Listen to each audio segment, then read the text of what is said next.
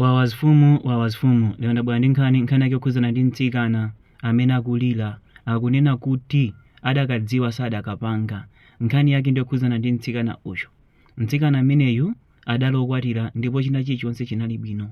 Mamuna wake ankamthandiza mu china chilichonse. Ndi mu nthawi imene amakhala kudapezeka kuti Mulungu anawadalitsa ndi ana awiri, anali ndi banja labwino ndithu.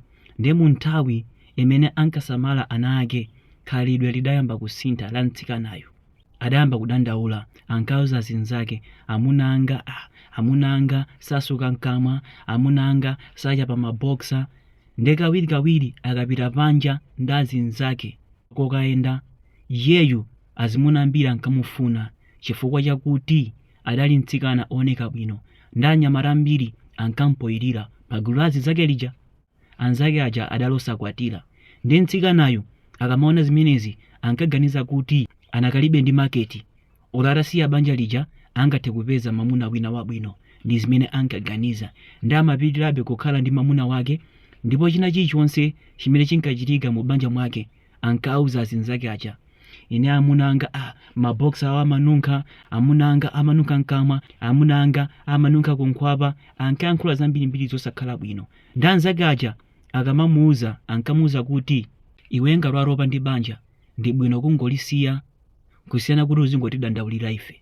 Zotsatira zake yeyu adapangadi chiganizo chomusiya mamuna uja. Adamuza mamuna uja, iweyo ndine banja lithe. Mamuna uja atamva zimenezi analodabwa chifukwa si zimene ankayembekezera.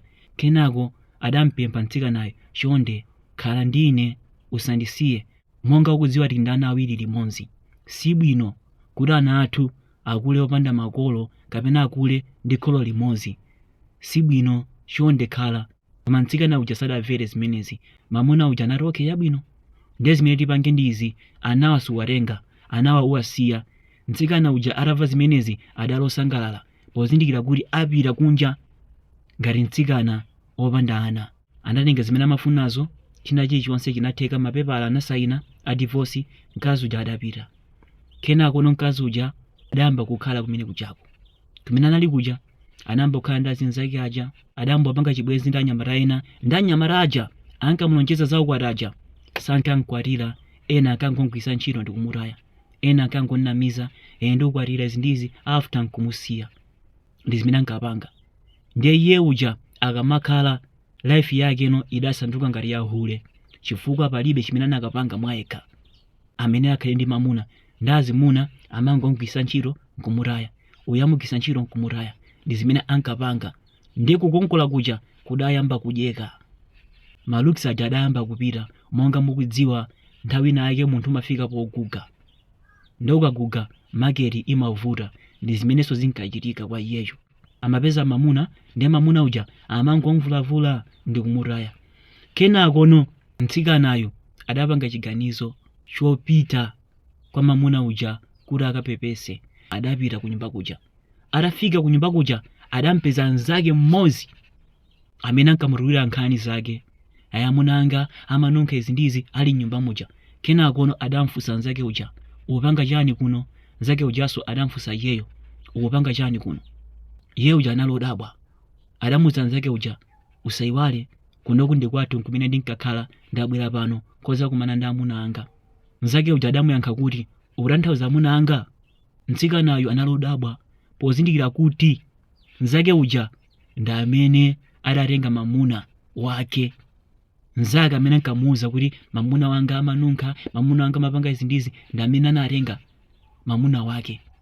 Zotsatira zake nzake uja adayitana mamuna uja anabwera, ana akenso adatuluka panja. Mtsikanayo ataona ana ake sadakhulupirire, ana ake adawonderatu.